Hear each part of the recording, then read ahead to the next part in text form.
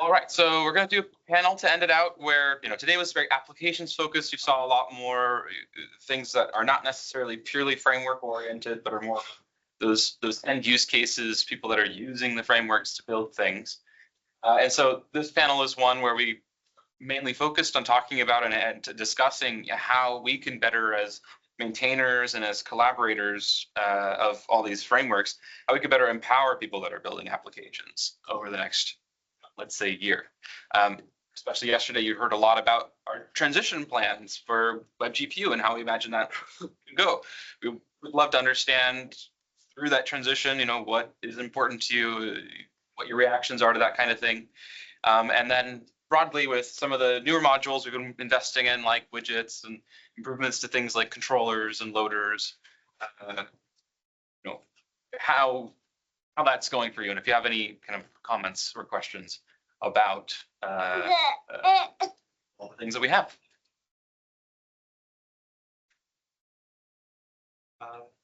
Okay, this isn't the thing I was just thinking of. There's another. I was making kind of a custom version of. Basically, I wanted to render some similar kind of contours to what we're seeing on kind of heat map layer, and I wasn't sure in what way I would pass props down. So because it's not like the shader of the layer that's being rendered, it's you get another thing out, and I couldn't quite see from my point of view at the time, like what the nice path to doing that was. And in general, I want to probably do a lot more like, things that involve frame buffers and kind of stuff. And I understand how to make that. Well, I mean, maybe I'm not. I don't know how to express that. On the right track, but I mean, we have a contour layer, for instance. What might happen is that you put in a certain amount of data, and then we automatically calculate contours. And then we will those. Yeah, but I wanted contours like done in a similar way to the last thing, where it's like in the raster in the shader, where I didn't have much up with the contour layer in it. So you wanted to calculate your own contour. But anyway, my question isn't really about contours. My question is about if you've got some kind of layer that like manages its own frame buffer, right, and does some rendering with another shader onto something, that is like it has a slightly more complex kind of arrangement to the shaders than that. Right. So you want some properties. You want a property like, in this case, it was to do with contours, but that's really just not relevant to my question. Like I understand how those properties get through to an extension or a sort of custom shader that's rendered directly. I just wasn't quite sure, and I'm probably not expressing all that clearly exactly what. Are you saying if you have like a separate render pass inside of a layer that can later, like how do you inject? Yeah. So a heat map layer is a good example because that is doing that. Yeah. That is something that is ripe for refactor because it's been hard to work with. It was hard to port to V9. So we have been looking at that and trying to improve it in general. The rewrite Xiaoji did on aggregation layers, all of the layers except heat map layer. But I think it'd be interesting to look at that because that has made a much more understandable interface for these layers, which in the past were a bit, I think even for the maintainers, sometimes a headache. So I mean, as it happens, I'd be using heat map layers at the moment, and the way it's got the radius in screen space is kind of an inconvenience. I end up doing the work to tell it to update it. All I really want to do is render the Gaussian things. And anyway, but I was kind of putting off until I get to the point where I can update the newer deck and movement. Well, where I was going with my answer was basically saying that right now we have some pretty complicated layers that do things you put in with the aggregating layers. I mean, the contour layer is kind of an eventual example, but you put in a certain type of data, which then is internally aggregated by the layer and then presented in a certain way. But ultimately, it's often rendered by a simpler layer.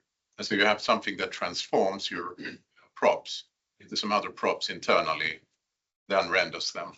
And what we're trying to do is we're trying to break out that processing so that, you know, you can have a heat map layer, but what the heat map layer really does, it just calls an aggregator, then it renders it. And then if you have that opportunity to, you know, do that composition yourself, you can, now we have an aggregator class, and you can do that aggregation into, you know, a simpler layer. Yeah. Then that gives you a lot more control. It also gives you visibility, because you can see that, you know, more layer that's being used for the rendering, and that will be more well documented. So you understand what props is being transferred at each stage, and it's easier for you to replace pieces and so on. So maybe that doesn't directly address your case, but I think that principle of decomposing things, we do a lot of complex things during the rendering. Maybe a path that would, you know, give you more control. Yeah, just to add to this, then I think it was Xiaoji's talk. Then she showed this heat map, like tiled heat map layer, which is right now in the Kato module, and that's implemented in completely a different way. Where it uses key layer as like the first pass, and then implements the heat map as a post-process effect. And there you can much more easily see parts and really kind of hook into them, because it's closer and the downside there is that it's using the custom format that we are using, but the plan is to migrate it to a more general purpose heat map layer that we could use for any kind of data source. And the benefit also is that it's real time. It does the effect on every frame rather than kind of doing it once and then bouncing only like once a second or something. Like Yeah, that. So it's smooth. absolutely. Certainly at the moment, what I've got is a little bit of a hack. It's just pending when I get to update Tech 9. Question? Yeah, it's kind of related, but something that I would really appreciate as user of the framework, it's having maybe a set of patterns to compose layers, or patterns that you've used or tested and find useful, or examples of shader code, that because there are some observable notebooks or code pens with some examples on how to work with the shaders, and you can use them to infer how to do different stuff, but coming from like a normal UI front-end development, maybe it's not something that super straightforward to get the grips of. So maybe having some patterns, way that we have made some layers, composite layers that kind of are like wormholes somehow. Maybe the patterns used to build those are not most effective ones, the ones that we came up with. And also with the shaders, we were kind of, I don't know, I mean, having this kind of information in some place, I don't know what or how to do it. We have some of them on the website. Not saying that we could. Definitely have examples in the documentation. We have a bunch of, I have a bunch of observable notebooks that are tutorials. We have some just code pens that I made to show people how to do certain things that we have posted in various issues. I think the difficult part of maintaining these is the code base doesn't evolve, right? Like, and from V8 to V9, for example, a lot of things have changed, and it'll take us a little bit time to update the documentation, but some of the other examples probably won't stop working. I would say if you're comfortable with it, the best source of reference are just the layers, the official layers. They are, you know, for what it's worth, implemented with the best practice there is. But I agree, there's some, you know, improvements. Yeah, maybe it could be useful there if we actually kind of like on each layer said this was implemented using the adapter pattern example, because you look at say the GeoJSON layer, it's like 1,000 lines of code, and it's hard to spot the pattern. But if we then link to the documentation and say, look, what this is doing is not rendering anything, it's just changing the data on another layer, then that can kind of give people both the example and then the abstract. I think good point, good place to start is probably maybe collecting some use cases of what kind of layer people don't want to build as a custom layer, and providing examples for the typical starter. So another kind of more complex thing that I would want is like a view shed kind of layer, which I would implement as like you cast a light and you do like a light shadow map type thing. I don't think I'm doing an example of like a light that casts a shadow type thing. So it would need to be, again, a case of doing some other render passes, and it would kind of depend on having the globe rendering and the Terran model and things all working nicely together and everything as well, right? Because it turns out the curvature of the Earth is quite important for view shed. But yeah, it seems like there's a few pieces of like that'd be a relatively complex thing to get to. You know, I think from the perspective of authoring documentations, you always try to balance, you know, how useful your example is versus how complicated it's gonna be. And even with people who are willing to write their custom layers, they have different level of comfort with, say, WebGL operations and shader code.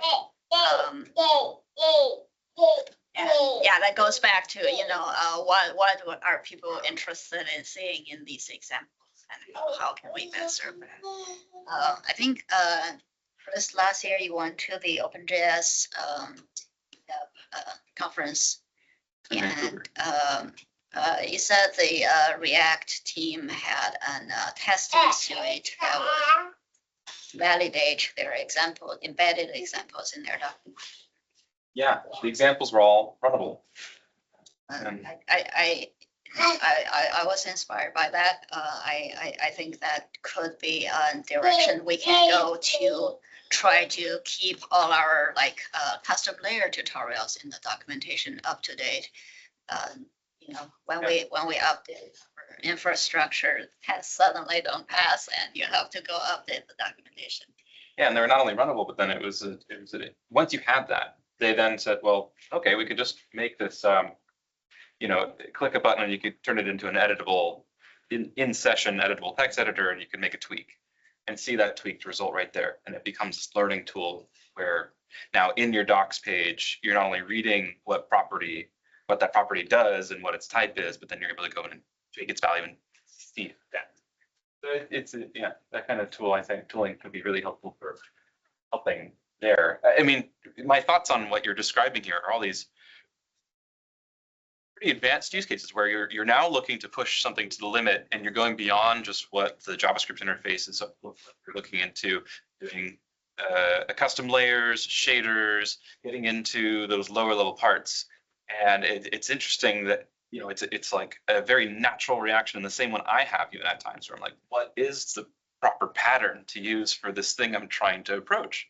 And I often find myself thinking, I don't think anyone knows exactly. It becomes something where it's almost hard to document an answer, because it's not something that necessarily has one answer. It's something that evolves more and becomes something where maybe what you're looking for is not documentation so much, but maybe more of a forum or a way to somehow, you know, have more of a live discussion with other people that are also, you know, working on those more advanced things. And it's more of a knowledge sharing situation, because it's evolving so quickly, and the use cases are niche. Yeah, have to be sourced from the core team. Yeah, Sure, maybe it's some place. Yeah. To kind of curious. I think of like Shader Toy, you know, that website, Shader Toy. Yeah. It's an excellent example of this place where people go and drop something. They don't necessarily need to maintain it, but it works, and you can learn and fork. And I'm just kind of curious if you have other examples of that kind of. When I was working on like, you know, some things for that extensions and stuff, I made a little editor so you could edit the little custom hooks and kind of, yeah, change and code. I think one simple example of something we found we needed to do, and we found a solution for it that we weren't very sure or not, is the cluster layer we have, where we load point data from tiles, and when the viewport loads, we cluster the points, and then we render the whole thing as one thing instead of render something by each tile. That kind of pattern, we didn't see documentation for that. Maybe it exists, and maybe it's good to recommend the pattern or good to avoid it, or it could become a community layer that is called the cluster point layer that decides if it clusters or not depending on density. What could be the approach to make that useful for others? Like, that's having the example somewhere, or having a layer that is generic enough. I mean, if it feels like a reusable layer of use of, then I think contributing it to the DeckGL community repo is a good way to go. And there we can discuss, say, yeah, this looks great. I think other people could use it, or we can say, well, this is nice, but it's just really a tweak of an existing layer. So if it works for you, great, but I don't know if we need to have it. And But it's that tweak where it's like that tweak is sometimes a pretty valuable piece of knowledge. Yeah. But it doesn't necessarily have that home in the library, right? So my open question is kind of, what would it look like to be able to share? What does it look like or need to look like to be able to share these kind of like one-off branches of knowledge and tricks that you discover along the way and want feedback on from these kind of frameworks? It's an open question. I don't really know what that answer is, but I think Chris, you had a question. Yeah, it's sort of tangentially to that. I'm not really answering the question you just asked. But something that occurred to me sort of as a result of Don's ecosystem comparison, and also the Fishing Watch guys, you said that you previously used Pixie.js. And so it's heard quite a lot from a lot of people that they had came from, say, 3JS in previous iterations, and then they moved on to Deck. I wonder if there is a less maintenance burden style of documentation where, particularly for, say, custom layers, if there is some kind of mapping of very high level concepts of, like, if you're from a 3JS background, then these sorts of things you're familiar with doing, this is how we would do them in the DeckGL model. If you're from a sort of Pixie background, this is how we would do them. And because those sort of higher level architecture things tend to change less frequently, maybe that's a bit of an easier way to get over the maintenance burden. And while it's not necessarily empowering as much existing apps, but it could also help bring new people into the ecosystem who will then go on to build new apps and sort of foster growth that way instead. I don't know if anyone has opinions on that. so like getting started for React, 3JS development. Yeah, something similar to that. Yeah, like coming from background X. Oh, we have heard over the years so many people that their story is they've written it in one thing and then realized that they needed something that thing couldn't do, and they migrated to Deck. It's a very typical story, and I'm sure the learning curve there, it's interesting. They probably actually have more experience than the Green project, right? Because they actually have dealt with some of the fundamentals already. Like, what is geospatial? How do you work with this data? How do you get some proof of concept working? They probably got to that, right? And then that means they have a foundation of knowledge. But what you're kind of alluding to is then there's this, all that's left is that gap of what's the difference between this and that. Like, just help me get over the hump, right? Yeah, it's the bit I'm missing, the geospatial part. I'm a 3JS developer. If I'm coming from Map Libre, am I like, what is a shader exactly? I mean, I think our team has found a lot of times that, like, we don't know the best way to approach a problem. So, like, we found like a brute force method, even though it could be a really elegant, nice way to do it in the GPU, versus the CPU first. So it's hard to like show those kind of docs off, but it might be neat to have, if your use case is kind of like this, you can do it like this, or you can, it's that discovery of like methods of how to solve a problem. It's difficult, I think. I mean, the kind of original idea behind GL was that we can make these different visualizations on the GPU. Then, by building this framework, we can, find a way to package them up, them as a layer, and then make them really easy to reuse and publish that. And then we added like some ways for people to build their own layers. I think, at least in my mind, it's never been about going all the way to teach people how to write, GLSL and those kind of things. We provided those things, and so I guess maybe I saw it as a rather special case. People would do that, but maybe what I'm hearing here is that a lot of people do these things. Maybe we should think more about the way, and maybe I'm completely, not giving credit to the work you've done, Xiaoji and Felix and so on, in making the structure of our shaders and so on. It's also not always, No, it's more being like, let's put that capability out there and see if people use it. And that's kind of what I was trying to do with my talk, is to say, like, look, we have these pieces here, like 3 lines of code, you can do this, that, this. And if it's obvious, I don't know, like it wasn't that many lines of code, but if those lines of code are completely just like, what on earth is going on, then it doesn't matter how succinct it is, like writing Perl or something like that. But just to kind of go back to what you're saying, like what's the right way to do something, then it's not always obvious, like what the answer is. Like, do I want a subclass and change something JavaScript part? Do I want to do some pre-processing on the server? Do I want to switch my data format to be binary because that's going to be fast? Do I want to do something in the shader? It also depends on what you're targeting, what your data looks like. Do you want it to be more real time? Like, it's not the easiest programming that one could do. But it's not always there's like a list of saying, like, if you're doing this, use this layer. If you're doing this, use this technique. I think that coming back to spaghetti nodes tool that you presented for, this is a super nice way to be exposed to the API. The end, probably you are seeing like classes of the API from Luma, math to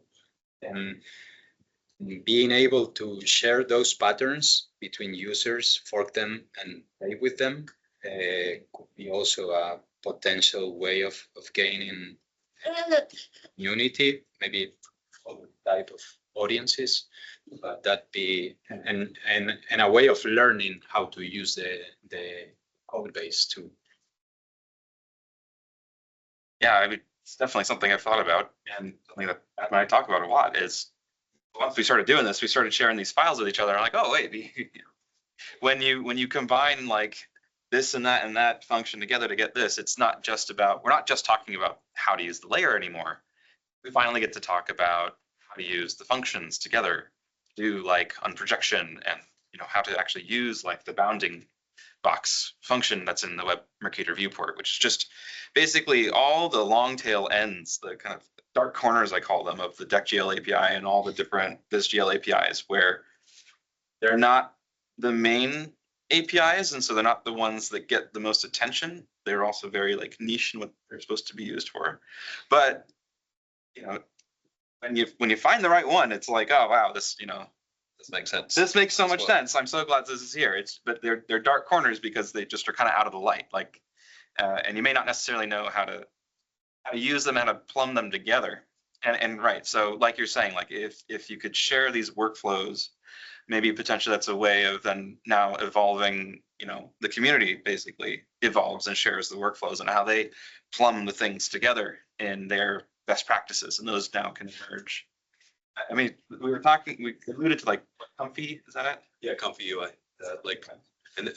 Yeah, there are a handful of these, and it's big in the Houdini community, for instance, that like you share your node trees around, and like what's different is the model you pass in at the beginning, or so it's as much as possible. It's like what you are bringing to this is your data set, I think, yeah, like to Chris's point, I think to what you're saying as well is that it's hard to kind of get a sense of when you should use, like, I forget who I was talking to about this yesterday, but like in deck, you understand it by seeing enough of the patterns of people using it. And you kind of need to see enough times of why you would use a specific layer or a specific technique, whatever. But I wonder if something like this could help, lower the barrier to entry, raise up like that understanding or that grokking where you're thinking about these as Lego pieces, that whatever the utilities are in deck, you're consistently reaching for the same utilities. And there's a long tail of pieces you might want to use for specific use cases, but for the most part, you almost always have a view state, layers, you have, some data transformation accessors so.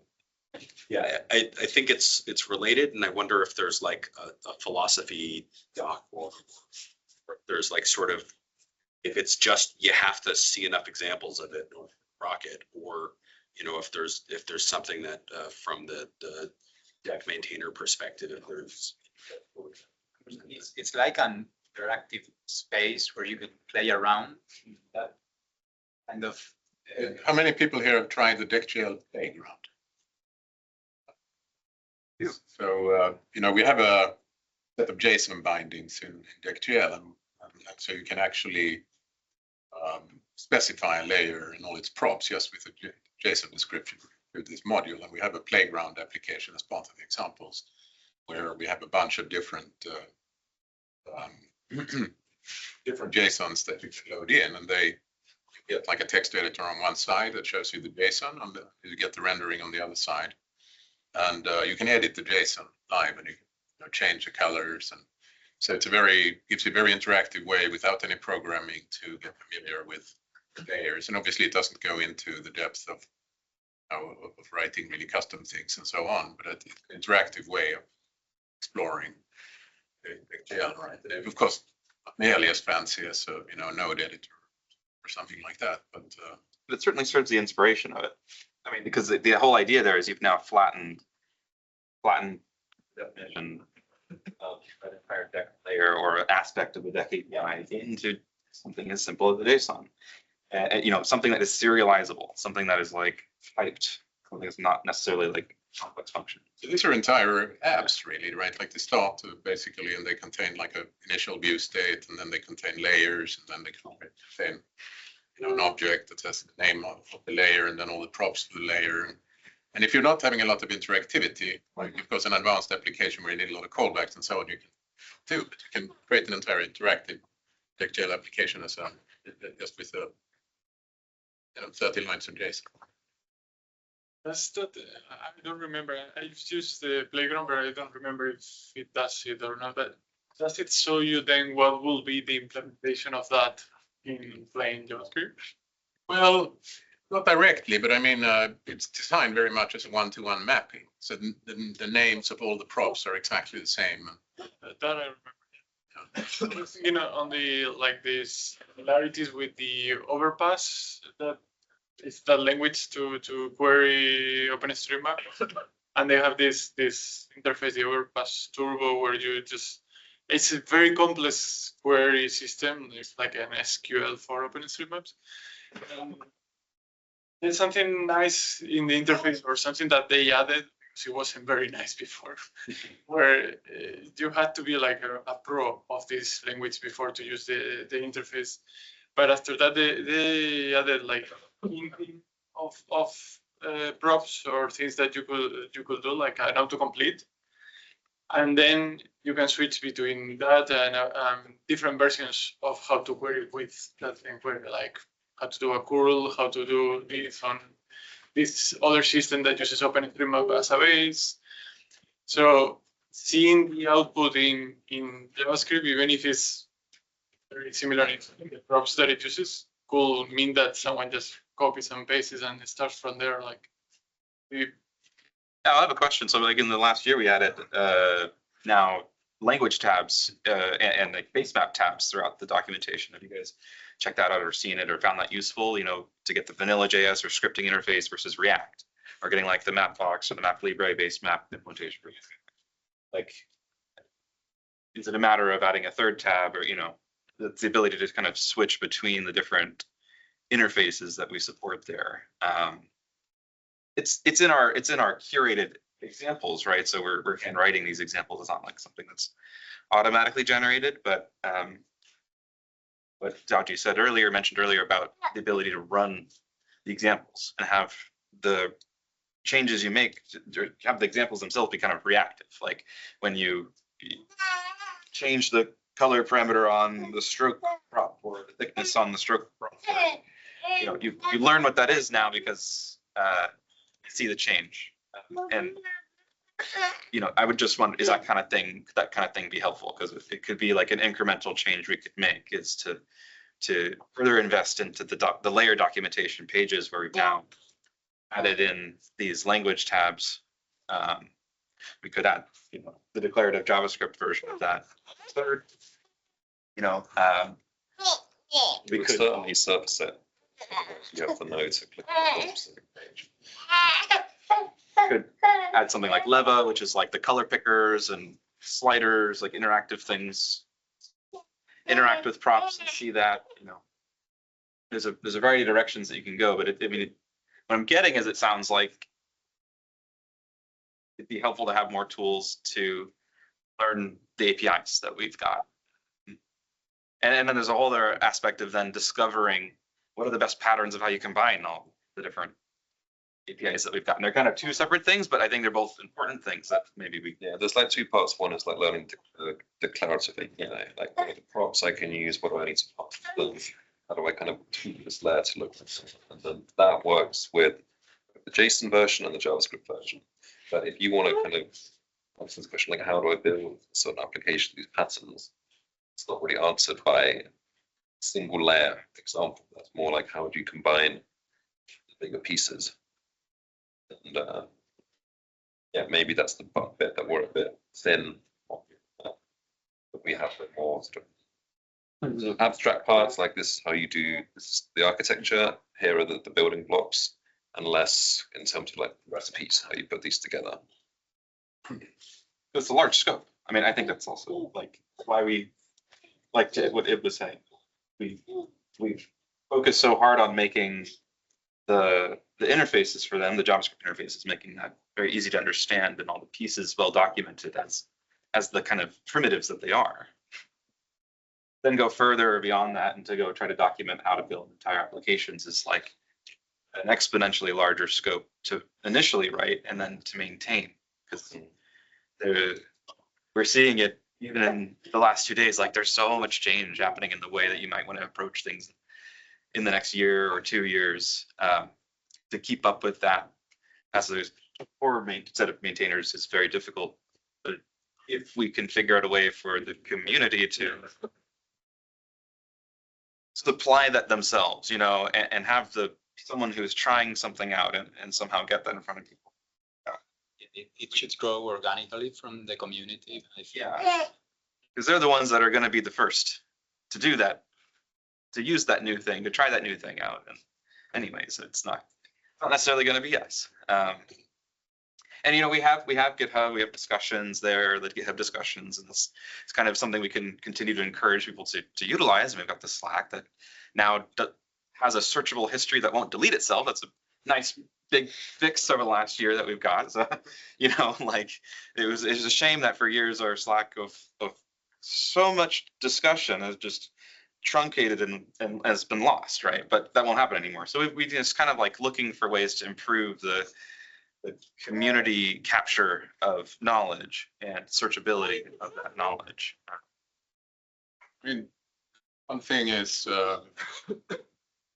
hearing many different things, but like one thing is like, should we write an article about how to build geospatial applications, right? It's like your data and how to structure your data and all of that. And that could be pretty cool, you know, set aside a day or two. But what I'm also, I think I'm hearing is that, you know, people try to do different things.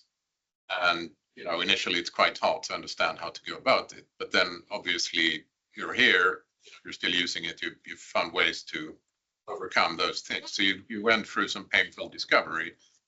You wish that there had been a way to guide you. Now, I guess saying like this is like a collaborative effort, and you know, if you've gone through such a thing and saying like if this had only been in the documentation, if you take another 10-15 minutes and make a PR, suggest add some wording and, you know, help the next guy, and if none of us do that, then we're all helping each other, right? So I mean, there's a, you know, it's tremendously appreciated, and I think also it sends you're not only making that improvement, but you're sending the message to us like, aha, this is the type of friction points that people are seeing. Yeah. So I mean, whenever I develop a lot of tools as part of my work, and whenever we bring in a new person, I always ask them to create a friction log and start writing down all the friction they have getting started with our tools, because I know that after 2 weeks, they've forgotten all about that. They've learned all the quirks and now everything seems natural to them. But just those initial days when they look at the tools and they just, you know, can't figure out how to load the file or how to do this thing, right? Like that's so valuable. That initial experience you have when you go through that pain, like really recording that, like what was the friction? This was the friction of, okay, I'm using vis.gl for a long time, but now I tried to do this. I had a lot of friction. Just kind of send us a bullet list. What a I love that idea. I mean, what a friction log issue template. Interesting thing to try, you know, for Deck. So when you go and try a new part of one of our libraries, you know, you let us know like where the friction was and tutorial. I don't know what to encourage, but I mean, I think that certainly it must be invaluable. You always do it, right? Yeah, because, you know, that's the, you want this to be intuitive. You want the guy who comes in or the person who comes in to just get it, right? Obviously, it's always going to depend on people's experience, because we have people who have never touched a line of JavaScript or barely coded who come in and somehow they manage to do incredible things. You know, yeah, and so obviously going through a very painful process. And a lot of that is just because JavaScript is hard, but some of that is because all the tooling and all the stuff you need to figure out. Some of that is on us. But yeah, I mean, I think also would be useful for people who are using the framework. I think like, I didn't know how to approach this. Something was missing from the docs. I pasted something together. I'm not sure if it's right, but now it works. Then like, what is the documentation that you would have wished that you could have given yourself a week ago? Write up that doc and put up a PR, and then it looks like a great guide. That's a great addition. And if we can think of a better way of improving it, then comment on that, and then you might have an even better solution. But I think it's kind of win-win. And sometimes just writing something like that down in a more structured way, helps you understand it and even find better ways to do what you're doing. Yeah, I actually think that if we haven't done that already, it's because it's hard to be confident that what you've done is actually the logical solution to the problem, the one that you found. But it's good to propose a PR and have the conversation there. Maybe we get a better solution, or maybe it was actually good and could go into the documentation. That's how I got started in all this too. I mean, I remember with the polygon, what I wanted to make a solid polygon with like where you could change the height of the top point of the polygon and the bottom polygon, make a floating polygon, right? And I remember just blasting a PR out of like, you know, and just learning so much about how Deck worked through the reception on that initial PR. They're very welcome. I mean, we don't bite, and you know, we really encourage contribution and facilitate that kind of discussion, because it's, we learn stuff from that. You guys learn stuff from that. It's something that I'm very curious on how to make.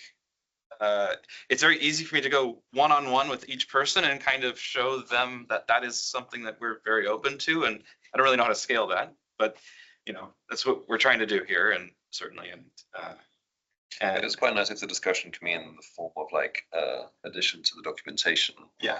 Rather than a Slack message, which then just gets kind of lost in Right. the winds of time. Yeah. I think that Mapbox originally, when we took over the documentation, they had a lot of code examples, like live code examples, that you can see the iframe with the stuff in it, and then below it, like, I don't know, 20, 30 lines of code, of HTML code, and you could copy it to JSBean and play with it. And I think when I started off with Mapbox and MapLibre, I think those were the kind of best documentation I could hope for, because you really see code working and you can copy paste it and then just change something and it would still work, and then you change another thing and it will still work. I've searched the docs. I haven't searched far enough, but I haven't seen this in the Deck.jl docs. And I think that this is one of the most valuable kind of user documentation that I've been interacting with. And I'm having a lot of work, making sure that these are added as we add features for people that are using MapLibre. And I think it's really good documentation. And it's not a lot of work to add those and maintain those from my perspective in terms of documentations. Yeah, I thought what Mapbox somehow managed there was to boil down the information to the very most relevant thing. And it's really like you would expect a bit of description and so on. And there's a title and a description. But the description is really one sentence. That's it, maybe 1.5 lines. And I'm always like, how is it possible? But like, when you look at the code, it's perfectly fine. And you understand you see what it does, you understand what the code does. Quite cool. A great job. I learned Mapbox for sure. I remember those. I mean, those iframes, it's really.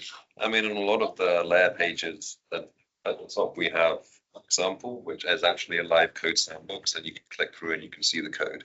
But yeah, I take the point that it's not as obvious. It's not there on the page. If you don't know that you might not go onto it and you might start scrolling down.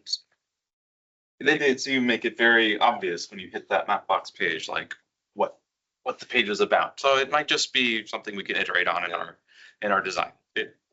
Those are also more kind of like focused around like trying to solve specific problems, like putting a marker on a page or drawing a bounding box here, or So then if you're kind of scaling down a list, trying to do something, you find, oh, that looks similar to what I want to do. I guess I'll copy that. That Google, find it for you, which is what happens in most cases. And a lot of these examples where you search Deck.jl and whatever you want to find, and you get to an example page. It's extremely valuable, I think. Another thing I haven't quite understood that was sort of relevant to my Viv pull request when I was updating. Right now, it gets stuck on one of the tests for like scale layer empty props or something, and I don't really know what's going on inside the way those tests are generated, or like what causes it not to run right. And in some ways, I wonder if there's almost some way that the tests and the sort of ways that things are specified in documentation. But yeah, that was just a thought. I don't necessarily need much of an answer on that. So. I mean, the actual tests are. Yeah, or I'm not quite sure. It's like the layer. So there's layer tests that are generated in Viv, but as I understand it, it's following the sort of deck as a way of. It's your test. It's your text test case. It's your test using Viv. So it's Viv's tests as opposed to Deck's tests. So it's not mine, but it's as I don't understand very much about how it's implemented. But might be a little tangent, as I say. But it's layer test utils and so on, and then there's just one particular layer test framework is very nice for quickly generating comprehensive layer tests. If they go wrong, it's a little bit odd because you're not looking at actual code of it's being kind of generated by something, and so you kind of have to pass through how it actually came to the point where it errored out. Yeah, but it doesn't error out. It just hangs. That's even worse. Yeah. Start. I'm kind of curious. I mean, you put so much thought and work into all the deck docs over all these years. I mean, what are your thoughts on kind of what Mapbox has done or with that kind of use case based page? I'm sure you know what we're talking about. If you look at our website, we have the examples page where we have the nice looking full examples. You can click into it, and each one has its own package.json. It's a full setup. You can copy all the files out, you can run it. And then we have a Mapbox-like example page where everything's script tag. And some of them replicates the full examples, and some of them are like boiler state starters. And we have a playground where you can type in JSON, edit the JSON and the updates, and then in the documentations you have the embedded examples for each layer. You can click on it and it takes you to CodePen and edit it in there. It's I don't know. I think each one exists for some reason. Yeah, and they're helpful to a certain audience. It has grown to quite hard to maintain over the years, and I am quite nervous hearing that we need more of it. Well, I mean, it strikes me actually maybe as just a not just, but more as a discovery problem than we're missing it, right? Because I was thinking of all those examples, the standalone examples that we have, and I'm wondering if it's the friction of, oh, I have to leave the documentation website to go to GitHub to find it. That's enough friction. It's not discovered. Certainly not being indexed by Google, you know. So like when you search for how to do X, it might not pop up. Personally, I love the documentation. I mean, it's quite clear and it's super useful when you're implementing. I mean, I hate Mapbox documentation. I don't really know how it's structured, and I try to. It's a design problem for me. I don't know what's happening there, but I go there and it's like I'm kind of lost. Mapbox documentation, it's not something that happens like just a word of recognition that is not, and you can go and see examples and copy paste code and kind of follow the flow to drive to CodePen and see more examples and see shaders and custom layers. Yes. Yeah, I certainly echo kind of what she's saying. Like every extra example is another thing that has to be migrated when the API changes and make sure that it works. But I think what you could potentially do is have some place that is like a list of things that you want to achieve that just link to a current example, because it's not always clear from the name what we're going to do. So one example is, I can't remember who I was talking to. They wanted to implement like a layer that had like axes, like a 2D plot or something. Where do you find that on the website? You don't know. If you look at the orbit view example, there we have a nice 3D flexible graph. You would never ever like find that if you were thinking like, I wonder how I make a custom layer with a 3D graph. You wouldn't think orbit view, but there it is. But if we just had a page that kind of, we can have this being infinitely long. All it has to do is link to existing examples, maybe with like a little screenshot, and it can be duplicate. You can have like 5 separate use cases pointing to just one example, like custom layer. This is how we do spatial data. Something to kind of like link these things together. I think that's what we often do. Someone asks us a question and we're just like, this bit of the documentation or this example. It's the classic problem. You can't find something if you don't know what it's called. But that also could be more visual in the index of the samples. One part I struggle as a designer with documentations in general is I think they are usually using the names of the functions as like the titles of the page. And sometimes the output, the visual representation of things is more helpful to find things. Like if you get an index and it's a grid of the visualization of the layers with the names, you have two different types of users that may find their thing. For example, the axis will be solved because you'll see something with an axis and you go there. Yeah, you just kind of scan visually down. And maybe the name has nothing to do with that, but you found what you were looking for. It's how D3 and 3JS organize their examples. There's no title or anything.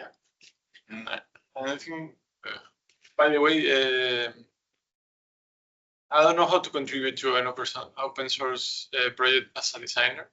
It's something that we designers usually don't have, and it's something I love about developers. So is that open to who designs vis.gl.com? Probably me. Yeah. Okay. We were totally open to any suggestions. I think last time we had a designer look at the website was still 4 years ago. I mean, I love working with designers on the entire stack. I mean, one of the areas that we're looking for help on is the openvisualization.org website and the vis.gl website, the homepage for all these tools. We're trying to redesign it. We're trying to make it a little more discoverable, make it easier at the even higher level of like use case where, I have a use case of I need a thing, and which library do I even which documentation website do I even go to get started for that thing? That's what the vis.gl website is about, and it's in dire need of a redesign. So we've IBS already started the work of porting that up to the openvisualization.org domain, which is kind of our new home base for everything. But it has not gone through that iteration of what's actually the right thing to make here, not the right way to build it. It's kind of the design question is a question we still have. And so very, very open to contribution there. Also now deck widgets, I'm designing those myself right now. I mean, I'm doing Figma, I'm doing it, I think it relatively, using relatively good practices. But I would love more design help on helping. It would accelerate the development of more widgets for sure if I had more design help on how should we design the legend widget for deck and so on. Great, at least me, and I'm open to collaborate on that front. Yeah. Cool. I think that's it for time. Thank you all for coming.